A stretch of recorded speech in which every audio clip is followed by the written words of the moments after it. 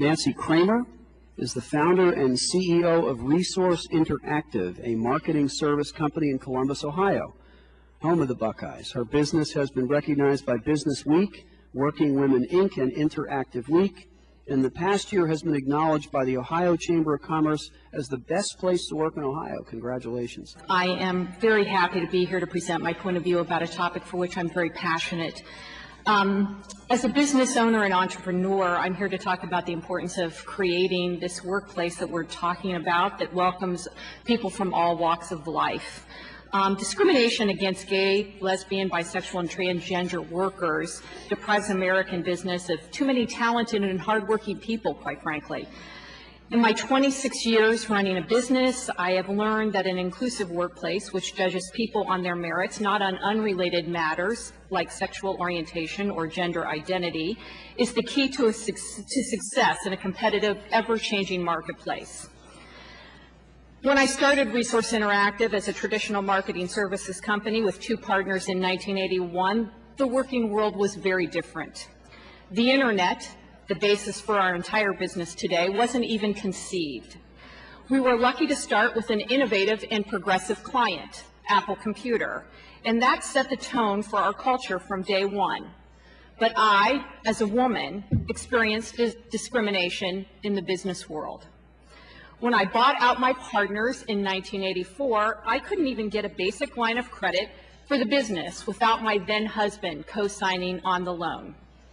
In fact, over the years as a woman in business, I've been second-guessed, underestimated, and even propositioned more often than I care to remember.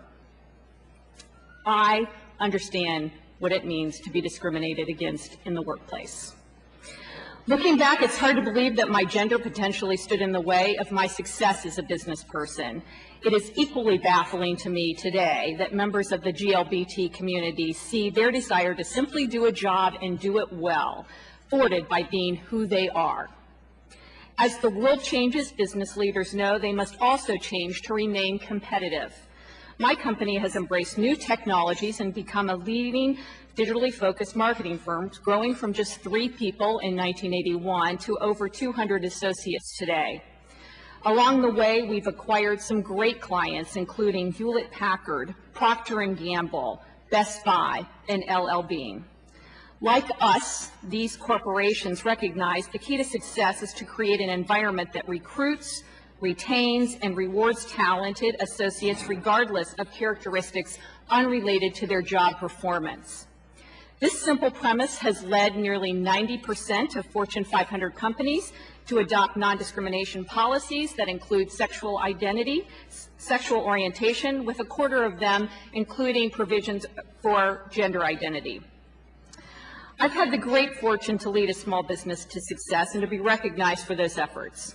I was honored to have recently been appointed by Governor Ted Strickland as chairperson of the Governor's Workforce Policy Advisory Board for the state of Ohio.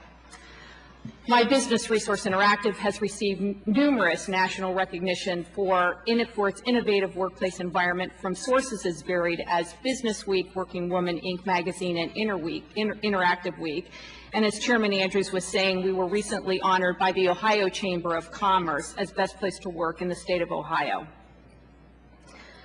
Over the years, I have learned that living a secret life is not good for anyone.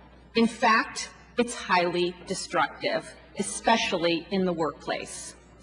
I am extremely proud of the fact that our company's culture encourages people to be the same person on the outside that they are on the inside, and to not live in secret. Preparing for today, I was reflecting on some of our past and present resource associates. There are at least a half a dozen examples of folks who entered our business projecting the acceptable sexual orientation, but eventually realized being who they are was not only accepted at Resource, but embraced. As a CEO, as a public board director, and as an entrepreneur, I know you need every talented person you can hire. Passing the Employment Non-Discrimination Act will not create a burden on business, large or small.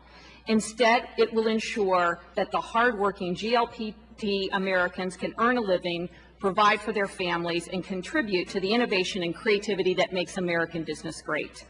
And it's simply smart business.